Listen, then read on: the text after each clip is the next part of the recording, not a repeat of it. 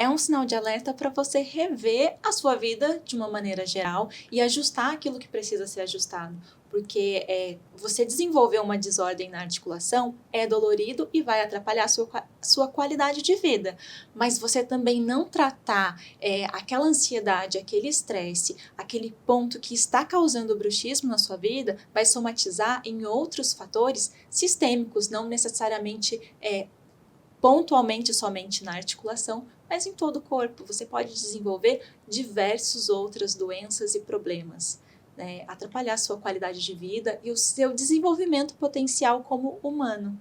Então, sempre lembrar que o bruxismo, ele é um sinal de alerta. E para você se olhar com um olhar mais carinhoso, se acolher e procurar tratar aquele incômodo que está manifestando no seu corpo.